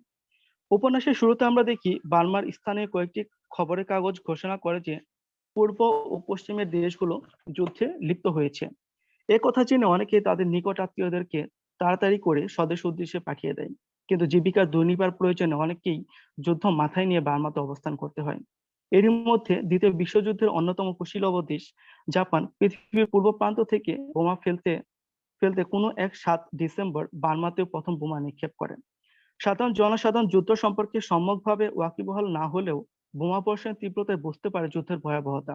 এরপর 23 ডিসেম্বর এবং 25 ডিসেম্বরে আরো বোমা নিক্ষিপ্ত হলে মানুষ দিশেহারা হয়ে জীবন বাঁচানোর তাগিদে নিজ নিজ ঘরের উদ্দেশ্যে যাত্রা শুরু করেন। যুদ্ধের তীব্রতায় প্রভাত এবং তার বন্ধুরা আর সবার মতো নিজেদের বাড়িতে যাওয়ার প্রস্তুতি নিতে শুরু করেন। ব্ল্যাক আউটের রাতে ডেঙ্গুন শহরের কেন্দ্রে অবস্থিত রয়্যাল লেকের সবুজ ঘাসের উদ্যান থেকে যে যাত্রা শুরু হয়েছিল তা একসময় শেষ হয় চট্টগ্রামের উখিয়া উপকূলে। প্রাচী উপন্যাসটি মূলত এই দীর্ঘ যাত্রাপথের বর্ণনা ভাষ্য। রেঙ্গুন শহর থেকে রওনা দিয়ে বাংলাদেশের মাটি স্পর্শ করার প্রায় 4 মাসের সময়কে বিধৃত করেছেন বুলবুল চৌধুরী। পথ চলতে বিভিন্ন ঘটনা এবং বিষয়কে ঔপন্যাসিক তুলে ধরেছেন রং তুলিতে আঁকা ছবির মতো। প্রভাত এবং তার বন্ধুরা দল বেঁধে ডিসেম্বরের প্রায় শেষ দিকে যাত্রা শুরু করে। তাদের যাত্রাপথটি ছিল এরকম: প্রথমে রেঙ্গুন থেকে প্রোম শহর, এরপর প্রোম থেকে টাঙ্গুক, টাঙ্গুক থেকে আকিয়াব এবং আকিয়াব থেকে বুধিতং হয়ে সর্বশেষে মংডুর মাধ্যমে ভারতবর্ষ। এই দীর্ঘ পাড়িপথ দেওয়ার প্রতিটি দিনই যেন এক একটি আখ্যান। উপন্যাসের প্রথমে আমরা দেখি প্রভাতের রেঙ্গুন থেকে প্রোমের উদ্দেশ্যে যাত্রা শুরু করে। তাদের চিন্তা ছিল রেলে করে প্রোমে পৌঁছাবে, কিন্তু তাদের মতো হাজার হাজার মানুষ দেশের উদ্দেশ্যে রওনা করেছিল। স্টেশনে এসে দেখে রেলের কোনো কামরাতেই তিল ধারণের ঠাঁই পর্যন্ত নেই। বাধ্য হয়ে তাদেরকে মোটর বাস যোগে প্রোমে আসার ব্যবস্থা করতে হয়। এই চলাপথে দলটি স্থানীয়দের আন্তরিক আতিথেয়তা লাভ করে। বর্মী সাধারণ নাগরিকদের ছোট বড় সবাই দলের সকলকে যথাসম্ভব সাহায্য করে। এর মধ্যে দেখা যায় এক শিশু নিজের শরীরের চেয়ে বিশাল এক আখ টেনে নিয়ে প্রভাতকে উপহার দেয়। প্রভাত উপহার লব্ধ এই আখটুকু সযত্নে রেখে দেয় নিজের বাক্সে। পরবর্তীতে দেখা যায় প্রভাতের সঞ্চিত আখের রসই এক শিশুকে নিশ্চিত মৃত্যুর হাত থেকে রক্ষা করে। দলটি প্রথমতে ইনচিন, তাইচি, থারওয়ার্ডি প্রভৃতি ছোট শহর পার হয়ে একসময় প্রোমে গিয়ে উপস্থিত হয়। কিন্তু প্রোমে পৌঁছানোর পর সবাই জানতে পারে সরকার টাঙ্গুপের রাস্তাটি বন্ধ করে দিয়েছে। অনভব্যি হঠাৎ করে এই খবরটি শুনে সবাই হতাশ হয়ে পড়ে সবাই। সিরাজের পরিচিত সিমজি সাহেবের গৃহে সবাই আশ্রয় নাই। পুলিশ রেঙ্গুন ফেরত লোকদের ধরে আবার রেঙ্গুনে চালান দিচ্ছে, একথা শুনে সবাই আরো বেশি ভীত হয়ে ওঠে। শেষ পর্যন্ত সিমজি সাহেবের পরামর্শ মতো আবার বাস যোগে মান্দালয়ের দিকে যাত্রা শুরু করে। মান্দালয়ে সিমজি সাহেবের ভাইয়ের কাছে পৌঁছে তার নানা দর্শনীয় স্থান পরিদর্শন করে সময় অতিবাহিত করতে থাকে আর অপেক্ষা করতে থাকে টাঙ্গুপের রাস্তা খোলার তার কবে আসবে। মান্দালয়ের বিখ্যাত মান্দালয় চং প্যাগোডার পাদদেশে আড্ডারত প্রভাতের দলটিকে দেখে এগিয়ে আসে এক বাঙালি যুবক ও তার সঙ্গী এক বর্মী মেয়ে। যুবকটি সিরাজ সুরেশের সাথে কথা বলে জানতে পারলো বিশ্বযুদ্ধ শুরু হয়েছে আর তারা দেশের উদ্দেশ্যে যাত্রা শুরু করেছে। দেশের কথা শুনে যুবকটির মন চঞ্চল হয়ে উঠলো। তারও মনে হলো এই যুদ্ধপীড়িত দেশে অবস্থান না করে তার দেশে চলে যাওয়া উচিত। আলাপ আলোচনা থেকে যুবকটি সম্পর্কে প্রভাতটা জানতে পারলো তার নাম মলয়, আর সঙ্গীত নৃত্য শেখার জন্য বিভিন্ন দেশ পরিভ্রমণে বের হয়েছে। এখানে সে আশ্রয় নিয়েছে মান্দালয়ের বিখ্যাত সঙ্গীতজ্ঞ উথিন টুটের বাড়িতে। আর তার সাথে যে বর্মী যুবতীটি সন্ধ্যারতিতে অংশগ্রহণ করতে গেছে সে সঙ্গীতজ্ঞের কন্যা, তার নাম মাথিন থেন। প্রভাতের সাথে কথা বলে মলয়ের সিদ্ধান্ত নেয় সেও চলে যাবে নিজের বাড়িতে। রাতে আশ্রিত হয়ে বিনিদ্র রজনী জেগে মলয় চূড়ান্ত সিদ্ধান্ত নেয় চলে যাওয়ার। কিন্তু মাথিনের অদৃশ্য ভালোবাসার টান অনুভব করে প্রগাঢ়ভাবে। শেষ পর্যন্ত এও সিদ্ধান্ত নেয় দরকার হলে সে পালিয়ে যাবে। মলয় সিদ্ধান্ত নেবার আগেই প্রভাতরা চলে যায়। পরে প্রোমের পলাতকদের ক্যাম্পে প্রভাতের সাথে যোগ দেয়। মলয় ক্যাম্পে আসার কয়েকদিন পরে কলেরা ছড়িয়ে পড়ে। জীবন সংহারী এই ঘাতক ব্যাধিতে প্রাণ দেয় অনেক মানুষ। প্রভাতদের ঐকান্তিক প্রচেষ্টায় কলেরার প্রকোপ স্তিমিত হয়ে আসে। এর কয়েকদিন পরেই মলয়ের খুঁজে মাথিনও চলে আসে রিফিউজি ক্যাম্পে। মাথিনও সিদ্ধান্ত নেয় সেও মলয়ের সাথেই যাবে ভারতবর্ষে। অবশেষে টাঙ্গুপের কঠিন পার্বত্য পথে যাত্রা শুরু করে দলটি। 110 মাইল দীর্ঘ এই পথের সবচেয়ে বড় প্রতিবন্ধকতা রাস্তার কোথাও জল পাওয়া যায় না। খাড়া চড়াই আর উতরাই পার হয়ে যেতে হয় এই পথে। পথের দুপাশে ঘন জঙ্গলে বাস করে নানা হিংস্র জীবজন্তু। মাঝে মধ্যে প্রাণীগুলো আক্রমণ করে পথ চলতি মানুষদেরকে। পানীয় জলের অভাবে অধিকাংশ লোককে এই পথ অতিক্রম করতে যথেষ্ট কষ্ট স্বীকার করতে হয়। পূর্ব প্রস্তুতি হিসেবে প্রভাত 3টি গরুর গাড়ি ভাড়া করে যাত্রা আরম্ভ করে। পথিমধ্যে দলটি এক সন্তান সম্ভবা করঙ্গী নারীকে প্রসব বেদনায় কাতরাতে দেখে। শারীরিক দুর্বলতার কারণে নারীর অন্য সঙ্গীরা তাকে পরিত্যাগ করে চলে যায়। মাথিন এই অবস্থা দেখে করঙ্গী নারীকে সন্তান প্রসবে সাহায্য করে, কিন্তু নারীটি শেষ পর্যন্ত মৃত্যুবরণ করে। মানবিকতার আহ্বানে মাথিন সদ্য প্রসূত বাচ্চাটিকে নিজ সন্তান তুল্য মনে করে তার সেবা শুশ্রূষায় আত্মনিবেদন করে। মাতৃ দুগ্ধহীন এই বাচ্চাটিকে বাঁচিয়ে রাখার জন্য প্রভাতের সযতনে রাখা আখ ছেঁচে রস করে খাওয়ানো হয়। এরকম পথ চলতি নানা বিচিত্র ঘটনায় প্রভাতের শেষ পর্যন্ত আকিয়াব এসে পৌঁছে। আকিয়াব থেকে ভুদিদং হয়ে মংডুর পথে আসার প্রাককালে স্থানীয় মগদের সঙ্গে স্বদেশ ফেরত লোকদের সঙ্গে দাঙ্গা লাগে। বার্মার স্থানীয়দের সঙ্গে ভারতীয় এই দাঙ্গার ঘটনা মাঝে মধ্যেই ঘটে। এরকম রক্তক্ষয়ী সংঘর্ষে অনেকে হতাহত হয়। দাঙ্গা চলাকালীন সময়ে মগরা বর্মী মেয়ে মাথিনকে লক্ষ্য করে হুড়ং ছুড়ে দেয়। অব্যর্থ সেই আঘাতে মাথিন মৃত্যুবরণ করে। মলয় নিরুপায় হয়ে যাত্রা অব্যাহত রাখলেও তার ভায়োলিনের করুণ সুর উপস্থাপিত হয় না। শোভনা বাই নামে এক অবাঙালি নারী মলয়কে আঁকড়ে ধরে থাকতে চায়, কিন্তু মলয় মাথিনের স্মৃতিকে অগ্রাহ্য করে তাকে সেই সুযোগ দেয় না। এক সময় মংডু হয়ে সাম্পানে চড়ে রিক্ত নিঃস্ব হয়ে মলয় পা রাখে বাংলার মাটিতে। মাথিনের হৃদয় নিংড়ানো প্রেম ভালোবাসার সমুদ্র স্মৃতি নিয়ে মলয় পা বাড়ায় বাড়ির পথে।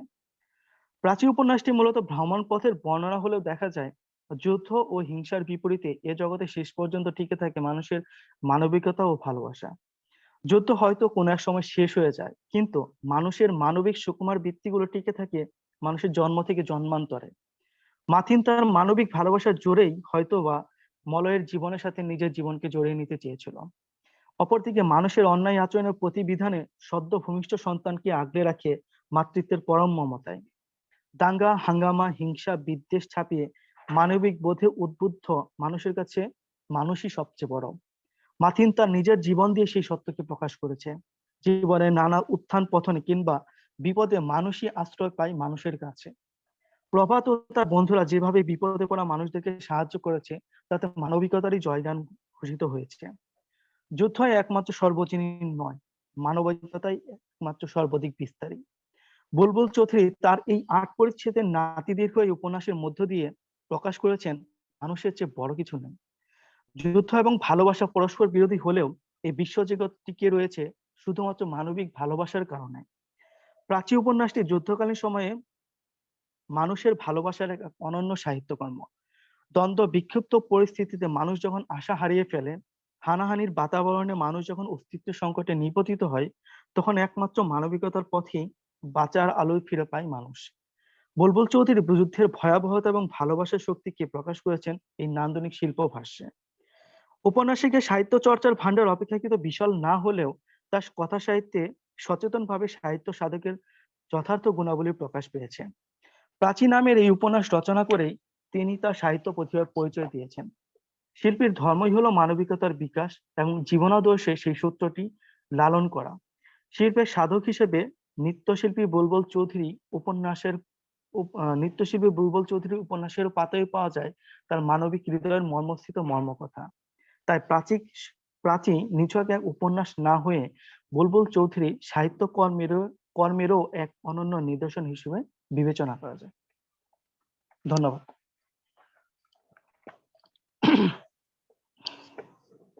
ধন্যবাদ দীপঙ্কর আপনাকে।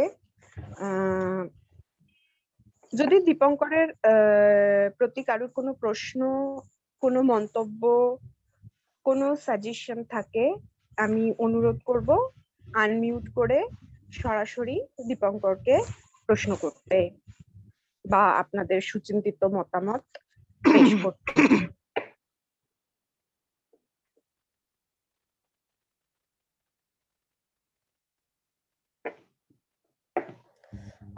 নমস্কার, আমি কি একটি প্রশ্ন করতে পারি?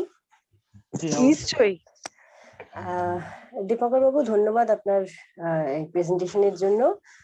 আমি জানতে চাইছিলাম যে আপনি জানালেন যে ওনার নৃত্যশিল্পী হিসেবেও এক ধরনের বিশেষ অন্য ধরনের জগৎ ছিল, এবং অনেক সময় আমরা দেখি যখন এক জগতের কোনো শিল্পী অন্য জগতে প্রবেশ করছেন এবং বিভিন্ন আর্টের জগতে তাদের চালনা রয়েছে, সেখানে এক শিল্প অন্য শিল্পকে প্রভাবিত করে। আমি জাস্ট জানতে উৎসাহিত ছিলাম যে এই উপন্যাসে কি ওনার নৃত্যশিল্পের যে কলা, সেই ভাব থেকে কোনো বিশেষ ধরন বা ধাঁচ উঠে এসেছে যা হয়তো অন্য সাহিত্যে আমরা সেভাবে দেখতে পাই না?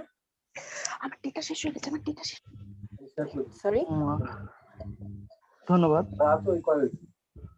সত্যিকার অর্থে আমি যখন উপন্যাসটি মানে পাঠ করি তখন আমার কাছে যেটা মনে হয়েছে যে নৃত্যশিল্পের জায়গাটা, যে তার এই সাধনার জায়গাটা ছিল একেবারে আলাদা। আবার যখন তার উপন্যাসটা যখন পাঠ করি তখন আমি দেখি যে হতেছে তার সাহিত্যিক হিসেবে তার ভিতর যে গুণাবলীটা ছিল, সেই গুণাবলীটাই হতেছে তার সাহিত্যের মধ্যে তার উপন্যাসের মধ্যে প্রকাশিত হয়েছে। আমি যেমন বলেছি যে একটা বিষয় যে বুলবুল চৌধুরীর প্রথম জীবন হচ্ছে চিত্রশিল্পী হতে চেয়েছিলেন। মানে দেখা যাচ্ছে যে ছোটবেলা থেকে তিনি কিন্তু শিল্প সাহিত্য বা শিল্পের যে ধারাটা আছে সেই ধারাতেই কিন্তু তিনি হচ্ছে তার জীবনটা শুরু করতে চেয়েছিলেন। হয়তোবা শিল্পের অন্য একটা মাধ্যমে তিনি হয়তোবা তার প্রতিষ্ঠা লাভ করেছেন, কিন্তু হচ্ছে তার সাহিত্যের জায়গা থেকে তার অবদান যে যা ছিল, যে উপন্যাস বা এবং কয়েকটি ছোট গল্প, সেখানে দেখা যায় যে হচ্ছে যে নৃত্যশিল্পের জায়গাটা কিছুটা হয়তো প্রভাব বিস্তার করলেও আমার কাছে মনে হয়েছে যে তিনি মানে পরিপূর্ণ একজন সাহিত্যিক হিসেবে তার এই উপন্যাসটাকে তিনি রচনা করেছেন। আমার কাছে মনে হয়েছে যে ঔপন্যাসিক সত্তা এবং হচ্ছে তার নৃত্যশিল্প সত্তা দুটো হচ্ছে আলাদা মনে হয়েছে আমার কাছে।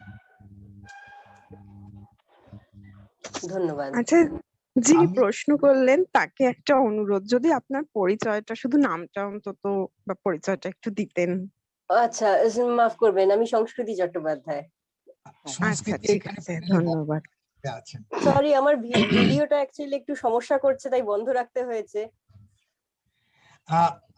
আমি আসলে কুমার দীপঙ্কর বাবু, আমি আসলে সংস্কৃতি চট্টোপাধ্যায়ের প্রশ্ন এবং আপনার উত্তরের প্রেক্ষিতেই আসলে একটু আলোচনায় যোগ দিতে চাইছি।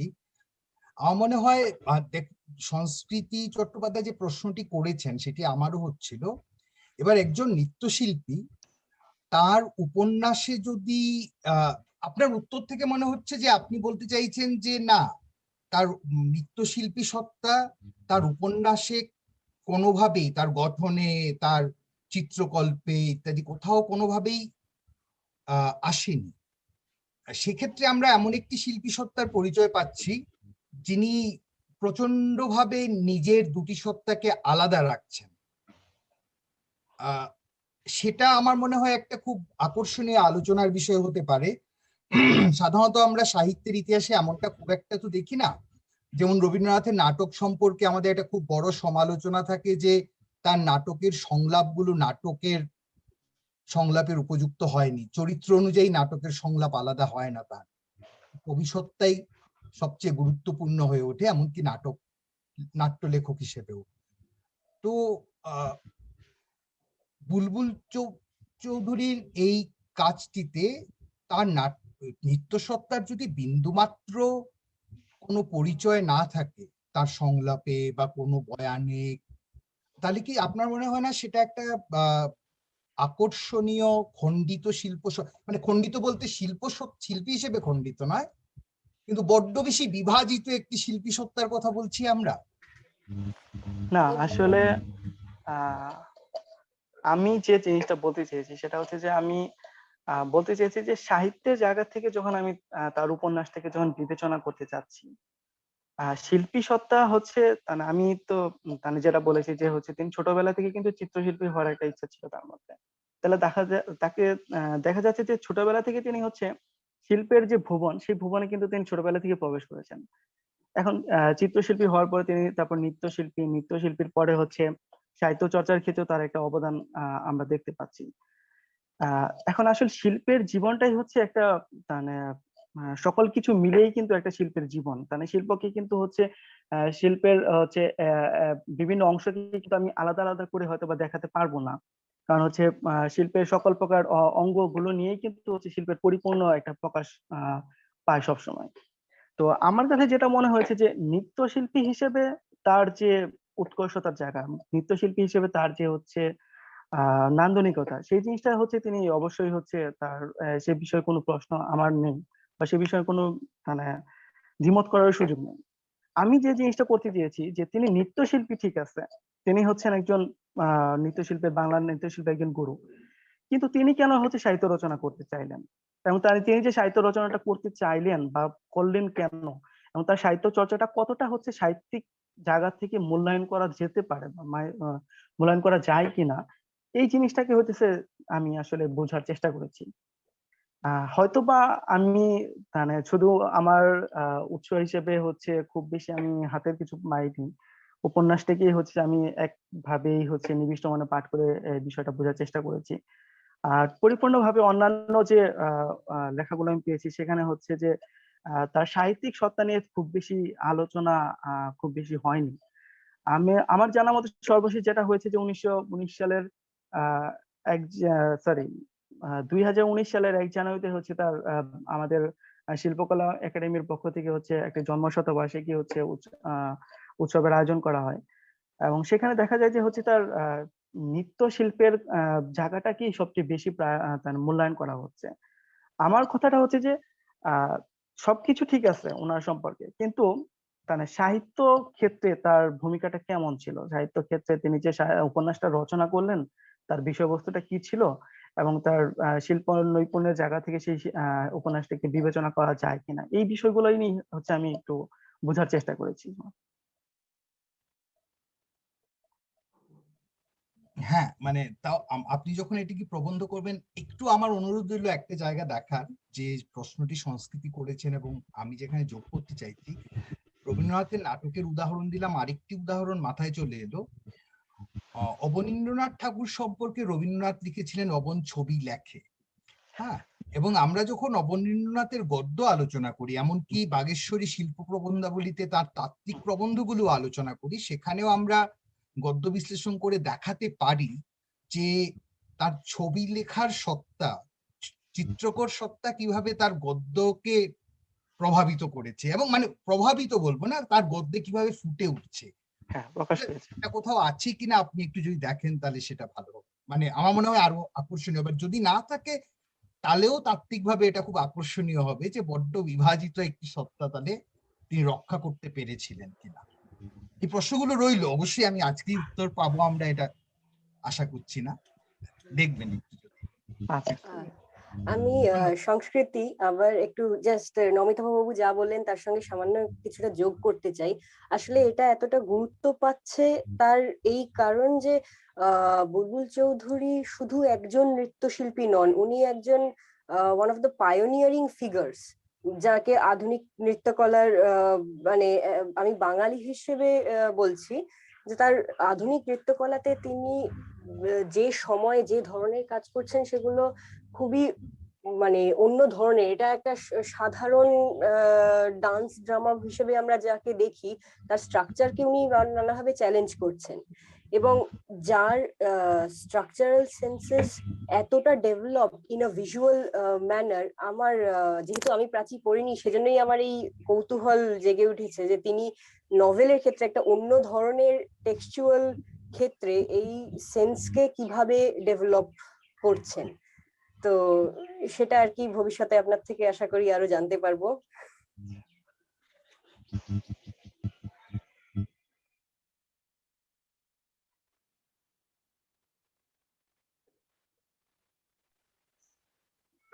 দীপঙ্কর বাবুর প্রতি আর কারোর কোনো প্রশ্ন বা কোনো মন্তব্য আছে?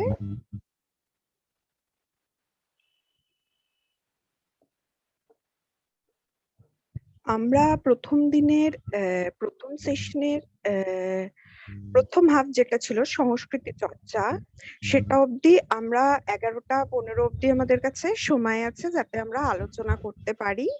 তো সেই কারণে আমি সবাইকে অনুরোধ করব, যদি সংস্কৃতি চট্টোপাধ্যায় এবং রতিকা আনন্দের প্রতিও কারুর কোনো প্রশ্ন থাকে তারা একটু নিজেদের আনমিউট করে প্রশ্নটা করবেন প্লিজ।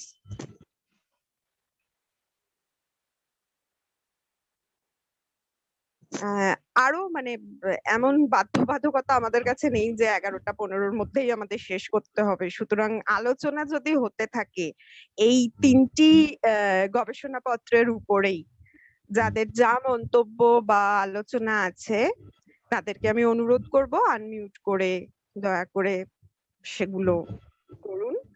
এবং সংস্কৃতি এবং প্রিয়াঙ্কা, আপনাদের যে আলোচনা চ্যাট বক্সে হয়েছিল, তো আপনারা যদি সেই বিষয়ে আরো কিছু বলতে চান, আরো কিছু যোগ করতে চান, তাহলে আপনাদেরকেও অনুরোধ করছি আপনারা যদি সেই আলোচনা করেন।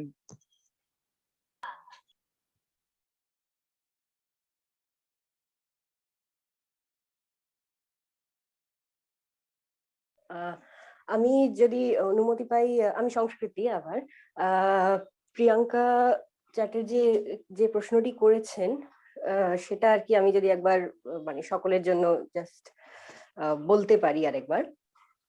হ্যাঁ নিশ্চয়ই, মানে আমিও আপনাকে অনুরোধ করছি, আমরা সবাই শুনতে উৎসুক, আপনি করুন। উনি যে প্রশ্নটি করেছেন উনি অবশ্যই আমাকে একটি গুরুত্বপূর্ণ রেফারেন্স দিয়েছেন, ভৃগুপতি সিংস, যেটা আমি আগে পড়িনি, কাজে আমাকে সেটা দেখতে হবে। এটা ছাড়া উনি একটি সংস্কৃতি চট্টোপাধ্যায় ইংরেজি প্রবন্ধগুলো নিয়ে আলোচনাটা ইংরেজিতে হলে ভালো। ও আচ্ছা আচ্ছা, মাফ করবেন। So Priyanka Chatterjee has referred an important text to me, which I haven't really read before. So I'm going to have to get into that. But the question that she has posed is whether the subaltern that I am discussing, is there a perspective of a lens of decoloniality through which I am discussing this, and whether this finally allows a voice for the helps the subaltern to find a voice for itself, if I've understood the question correctly. So what I had replied essentially is that yes, there is, I mean, a part of this is a part of a larger thesis. So a part of which obviously is coming from the aspect of decoloniality, which in fact in our short discussion with Amitabh Babu also we had come to this point that decoloniality does project a lot of new and different ways of looking at certain aspects which for the last 200 years of established intelligentsia has been taken as not so important, or not too much to be studied into. So yes, that is an important thing that I want to refer to, where I do want to say that other than the fact how authentic Advaita Mallabarman is, this text opens up a larger worldview of the Malo community, and by extension, by projection of larger communities other than Malos, where these communities who have been practicing certain sense of living for centuries, and even before their community memories have developed, these practices have led to certain kind of creations. I have only taken the example of images, and that is not the only creation where it stops.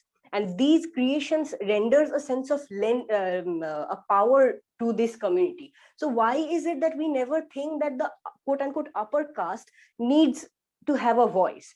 We never think in those terms because the upper or the higher parts of the hierarchy seem to be operating from a position which has a lot of strength, which has a lot of positives, which don't. The subaltern is always studied as a lack, as from a sense of ideal, the poverty of ideas, if I may say so. So what I intend to propose is that there is no need to justify or find the voice, as this is not a position of lack and does have a prominent position of strength, which is probably not even understandable. Like, as I, who have not been a part of that community through my life and lived experience, for a researcher like me, an outsider, it's probably not even possible to completely understand and enter these other readings. So this sort of gives a sense of equality and strength to all positions, which destabilizes the requirement of hierarchy itself. So that's pretty much what we had a discussion about.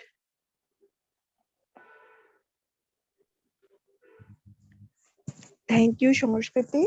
And I would request everyone, if you have any questions, any comments, please unmute yourself and ask, put your comments.